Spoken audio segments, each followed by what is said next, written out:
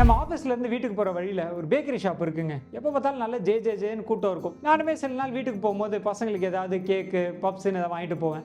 நல்ல குவாலிட்டியாகவும் இருக்கும், டேஸ்ட்டாகவும் இருக்குங்க. பையனுக்கு அந்த கேக் ரொம்ப பிடிச்சி போச்சுங்க. அதனால திருப்பி இன்னொரு நாள் வரும்போது கேக் வாங்கலாம் அப்படின்னு பார்த்தா அந்த கடை க்ளோஸ் பண்ணியிருந்தாங்க. சரி அடுத்த நாளாவது வாங்கி கொடுக்கலாம் அப்படின்னு அந்த வழியாக போனேன். அன்னைக்குமே கடை க்ளோஸ். சரி இன்னொரு நாள் பார்த்தேன், கடை ஓப்பனில் இருந்துச்சு. அந்த ஓனர் வேற நமக்கு ஃப்ரெண்டு, அவரோட பேர் பாலாஜி அப்படின்னு. சரி இறங்கி போய் கேட்போமே அப்படின்ட்டு, என்னப்பா 2 நாள் கேக் வாங்கலான்னு வந்தேன், கடையை க்ளோஸ் பண்ணி வச்சுருந்தேன், என்ன கல்யாணமா அப்படின்னு கேட்டேன். அவர் டென்ஷன் ஆகிட்டு சார் கல்யாணம்லாம் ஒன்றும் இல்லை, என்னோடய சப்ளையரு சரக்கு சப்ளை பண்ணியிருந்தாரு, எல்லாமே ரொம்ப குவாலிட்டி மோசமாயிருச்சு, அதனால தான் நான் கடையை க்ளோஸ் பண்ணி வச்சுருந்தேன்னு சொன்னாருங்க. என்னங்க பிரச்சனை, கொஞ்சம் டீட்டெயில்டாக சொல்லுங்களேன் அப்படின்னு கேட்டேன். அதுக்கு அவர் என்ன சொன்னார்னா, சார் நான் வாரத்துக்கு 2 முறை என்னோடய சப்ளையர்கிட்டேருந்து ரா மெட்டீரியல்ஸ் எல்லாம் வாங்குவேன், அதை வச்சு தான் நான் இங்கே கேக்கு பப்ஸு எல்லாத்தையும் செய்வேன். பட் அன்றைக்கின்னு பார்த்து அந்த சப்ளையரு நல்ல குவாலிட்டியில் கொடுக்காம மோசமான குவாலிட்டியில் ரா மெட்டீரியல் கொடுத்துட்டாரு. செஞ்சு பார்த்தேன், எல்லாம் ரொம்ப மோசமாக வந்துச்சு, அதனால் கடையை க்ளோஸ் பண்ணிட்டேன். கஸ்டமருக்கு எப்பயுமே நல்ல குவாலிட்டியான ஃபுட்டு கொடுக்கணும் அப்படின்றது தான் என்னோட எண்ணம். அதனால் 2 நாள் வியாபாரம் போனாலும் பரவாயில்ல, திரும்பவும் நான் பர்ச்சேஸ் பண்ணி அதுக்கப்புறமா நல்ல குவாலிட்டி ப்ராடக்ட்ஸை கொடுக்கலான்னு சொல்லி லீவ் விட்டேன் அப்படின்னு சொன்னாருங்க. நல்ல மனுஷன் இல்லை. ஆனால் இவர் பண்ண ஒரு சின்ன தப்பு என்னன்னு பார்த்தீங்கன்னா, அவருக்கும் அவரோட சப்ளையருக்கும் இடையில ப்ராப்பரான சப்ளையர் அக்ரிமெண்ட் இல்லைங்க. ஸோ இதுதான் பிரச்சனை. உங்களுக்குமே அந்த பிரச்சனை வரலாம். இதை அவாய்ட் பண்ணுறதுக்காக இன்றைக்கி இந்த வீடியோவில் சப்ளையர் அக்ரிமெண்ட்னா என்ன, இந்த சப்ளையர் அக்ரிமெண்ட் நீங்கள் சைன் பண்ணலைன்னா என்னென்ன பிரச்சனைகள் வரும், அதே மாதிரி இந்த சப்ளையர் அக்ரிமெண்ட்டில் என்னென்ன டேர்ம்ஸ் அண்ட் கண்டிஷன்ஸ் போடணும், இதை பற்றி தான் இன்றைக்கி இந்த வீடியோவில் டீட்டெயில்டாக பேச போகிறோங்க. அண்ட் நான் அறிவழகன், பிஸ்னஸ் லாயர். என்னோட கம்பெனி பேர் லா இன்டெலிஜென்ஷியா பிரைவேட் லிமிடெட்.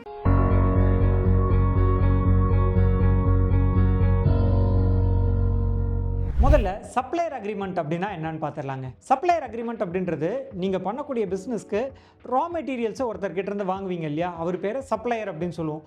அந்த சப்ளையருக்கும் உங்களுக்கும் இடையில போடக்கூடிய ஒரு லீகல் கான்ட்ராக்ட், அதோட பேர் தான் சப்ளையர் அக்ரிமெண்ட்டுங்க. உதாரணத்துக்கு நம்மளோட பேக்கரி பாலாஜி அண்ணா இருக்கார் இல்லைங்களா, அவருக்கும் அவர் ரா மெட்டீரியல்ஸ் வாங்குறாரு இல்லைங்களா அந்த சப்ளையர், அவங்க 2 பேருக்கும் இடையில ஒரு அக்ரிமெண்ட் போட்டிருக்கணும் அப்படின்னு சொன்னேன் இல்லையா, அந்த அக்ரிமெண்ட்டோட பேர் தான் சப்ளையர் அக்ரிமெண்ட்டுங்க. இந்த சப்ளையர் அக்ரிமெண்ட்டில் நீங்கள் என்ன ப்ராடக்ட் வாங்க போகிறீங்க, எவ்வளோ குவான்டிட்டி, இதோட குவாலிட்டி என்னவாக இருக்கணும், எந்த தேதிக்குள்ளே சப்ளை பண்ணணும், இந்த மாதிரி உங்கள் 2 பேருக்கு இடையில என்னென்ன டேர்ம்ஸ் அண்ட் கண்டிஷன்ஸையோ எல்லாத்தையும் அதில் மென்ஷன் பண்ணி நம்ம சைன் பண்ணியிருந்தா ப்ராப்பராக அந்த சப்ளையர் அக்ரிமெண்ட் அப்படின்றது வேலிடாக இருக்குங்க. சரிங்க, அடுத்து நம்ம பாலாஜி அண்ணா ஒரு கேள்வி கேட்டிருந்தார். அந்த கேள்வி என்ன அப்படின்றத பார்க்கறதுக்கு முன்னாடி இன்னொரு முக்கியமான விஷயங்க. நிறைய பேர் இப்போ தான் சொந்தமாக பிஸ்னஸ் ஆரம்பிக்கணும் அப்படின்ற ஒரு எண்ணத்தில் இருப்பாங்க. ஆனால் ஏதோ ஒரு சில காரணங்களுக்காக அந்த எண்ணத்தை, அந்த ஆசையை தள்ளி போட்டுகிட்டே போவாங்க. ஏதோ ஒரு சில காரணங்களுக்காக பிஸ்னஸ் ஆரம்பிக்க முடியாமல் போயிட்டே இருக்கும். இன்னொரு சில பேர் பிஸ்னஸ் ஆரம்பிச்சிருவாங்க, ஆனால் அந்த பிஸ்னஸில் நிறைய ஸ்ட்ரகிள்ஸ் ஃபேஸ் பண்ணுவாங்க. இவங்க எல்லாருக்குமே உதவும் நோக்கத்தில் உங்களோட பிஸ்னஸை அடுத்தடுத்த நிலைக்கு கொண்டு போகிறதுக்காக நம்ம ஒரு பிஸ்னஸ் கம்யூனிட்டி ஆரம்பிச்சிருக்கோங்க. நீங்களுமே அந்த பிஸ்னஸ் கம்யூனிட்டியில் ஜாயின் பண்ணிக்கணும் அப்படின்னா அதுக்கான லிங்க் டிஸ்கிரிப்ஷனில் கொடுத்துருக்கோம். மறக்காமல் அந்த லிங்கை கிளிக் பண்ணி கம்யூனிட்டியில் ஜாயின் பண்ணிக்கோங்க. கம்யூனிட்டியில் மீட் பண்ணுவோம். சரிங்க, நம்ம அந்த பேக்கரி பாலாஜி அண்ணா இருக்கார் இல்லைங்களா, அவருக்குமே இந்த அட்வைஸை நான் சொன்னேன். சார் நீங்கள் இந்த மாதிரி ஒரு ப்ராப்பர் சப்ளையர் அக்ரிமெண்ட் நீங்கள் சைன் பண்ணிக்கோங்க, அது மூலிமா உங்களுக்கு எந்த ஒரு பிரச்சனையும் வராது அப்படின்னு சொல்லியிருந்தேன். அவர் என்ன கேட்டார்னா, சார் ஏன் சார் இந்த சப்ளையர் அக்ரிமெண்ட் பண்ணணும், என்னென்னலாம் ப்ராப்ளம் வரும், அதை இந்த அக்ரிமெண்ட் இருந்தால் எப்படி நம்மளால் தவிர்க்க முடியும் அப்படின்னு கேட்டிருந்தாருங்க. ஸோ இந்த சப்ளையர் அக்ரிமெண்ட் இருக்கிறதுனால என்னெல்லாம் அட்வான்டேஜ்னு பார்த்தீங்கன்னா, முதல் விஷயம் ஒரு ப்ரொடெக்ஷன் அப்படின்றது, நீங்கள் வந்து ஒரு ப்ராடக்டை அவர்கிட்ட இருந்து வாங்குறீங்க, இந்த குவாலிட்டியில் வேணும், இந்த குவான்டிட்டியில் வேணும்னு கேட்குறீங்க, அவர் ப்ராப்பராக சப்ளை பண்ணணும். இஃப் சப்போஸ் அவர் சப்ளை பண்ணலை அப்படின்னா உங்களுக்கு அந்த ஒரு 2 நாள் 3 நாளைக்கு பிஸ்னஸ் பாதிக்கும் இல்லைங்களா, அதில் ஏற்படக்கூடிய இழப்பை இவர் ஈடுகட்டணும், அதுதான் முக்கியம். ஸோ அந்த ஒரு ப்ரொடெக்ஷன் உங்களுக்கு கிடைக்குங்க. இந்த ஒரு காரணத்தினால நீங்கள் சைன் பண்ணணும். 2வது விஷயம் என்ன அப்படின்னு பார்த்தீங்கன்னா, ஒரு த்ரெட். அதாவது இந்த ஒரு த்ரெட் அப்படின்றது என்னென்னா, நீங்கள் ப்ராப்பராக ஒரு எழுத்துப்பூர்வமாக ஒரு அக்ரிமெண்ட்டை சைன் பண்ணும்பொழுது அந்த சப்ளையருமே, ஐயோ இவங்க வந்து ப்ராப்பராக அக்ரிமெண்ட்லாம் போட்டிருக்காங்க, நாளைக்கு ப்ராப்பராக சப்ளை பண்ணலை அப்படின்னா இவங்க கோர்ட்டு கேஸு காம்பன்சேஷன் லீகலு அப்படின்ற மாதிரி ஏதாவது ஆக்ஷன்ஸ் எடுப்பாங்க, இதை அவாய்ட் பண்ணோனாலும் நம்ம கரெக்டாக சப்ளை பண்ணோம் அப்படின்ற ஒரு பயம் அவர் மனசில் இருக்கும். அந்த காரணத்துக்காகவும் கட்டாயம் இந்த சப்ளையர் அக்ரிமெண்ட்ன்றதை சைன் பண்ணுவோங்க. அடுத்து 3வது முக்கியமான காரணம் அப்படின்றது ஒரு ப்ரூஃபுங்க. 2 இடத்துல இது ப்ரூஃபாக இருக்கும். என்னென்னா, ஒரு சில பேர், அதாவது ஒரு சில வெண்டார்ஸ் என்ன பண்ணுவாங்கன்னா, முன்னுக்கு பின் முரணாக பேசுவாங்க. உதாரணத்துக்கு நீங்கள் ஒரு குவாலிட்டியில் ப்ராடக்ட் ஆர்டர் பண்ணியிருப்பீங்க, சார் அன்றைக்கி நீங்கள் இந்த குவாலிட்டி சொல்லலை சார், நீங்கள் வந்து ஏ கிரேடே கேட்கல, பி கிரேடு தான் கேட்டிருந்தீங்க, அதை தான் நான் சப்ளை பண்ணியிருக்கேன் அப்படின்னு சொல்லுவாங்க. ஸோ இந்த மாதிரி வெறும் வாய் வழியாக நம்ம ஒரு ஒப்பந்தம் பண்ணியிருந்தோம்னா அதில் நிறைய முன்னுக்கு பின் முரணாக இருக்கும்.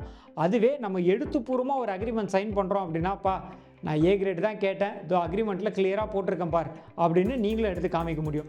இது மட்டும் இல்லாமல் இவர் ஏதாவது ஒரு பிரச்சனை பண்ணிட்டாரு, ப்ராப்பராக சப்ளை பண்ணல, கோர்ட்டுக்கு போகிறோம் அப்படின்னாலும் கோர்ட்லேயுமே இது ஒரு ப்ரூஃபாக இருக்குங்க. ஸோ இந்த காரணத்துக்காகவும் கட்டாயம் ஒரு அக்ரிமெண்ட்ன்றது சைன் பண்ணி வச்சுக்கணும். சரிங்க, கடைசியாக நம்ம பாலாஜி அண்ணன் என்ன கேட்டார்னா, சரி சார் எல்லாம் எனக்கு புரிஞ்சிச்சு, சப்ளையர் அக்ரிமெண்ட்னா என்னன்னு புரிஞ்சுக்கிட்டேன், எதனால் இந்த சப்ளையர் அக்ரிமெண்ட் சைன் பண்ணுன்றதையும் புரிஞ்சுக்கிட்டேன். இப்போ இந்த அக்ரிமெண்ட்டில் நான் என்னென்னலாம் கிளாஸஸ் வந்து மென்ஷன் பண்ணணும், என்னென்னலாம் எழுதி 2 பேரும் சைன் பண்ணணும் அதை சொல்லுங்களேன்னு கேட்டார். முக்கியமாக இதில் முதல் விஷயம் என்ன வரும்னு பார்த்தீங்கன்னா 2 பார்ட்டியோட பேருங்க. ஒன்று பாலாஜி அவரோட கம்பெனி பேர், அதே மாதிரி சப்ளையர் என்ன அவரோட பேர், அவரோட கம்பெனி பேர், இதை ஃபஸ்ட்டு மென்ஷன் பண்ணுவோம். ரெண்டாவது என்னென்னா ப்ராடக்டோடைய ஸ்பெசிஃபிகேஷன், என்ன ப்ராடக்ட்டு, எவ்வளோ குவான்டிட்டி, என்ன குவாலிட்டி, அதாவது மாவு 20 kilo every Monday and Thursday supply பண்ணோம். ஸோ இதுவும் வந்து நம்ம மென்ஷன் பண்ணிக்கணும்.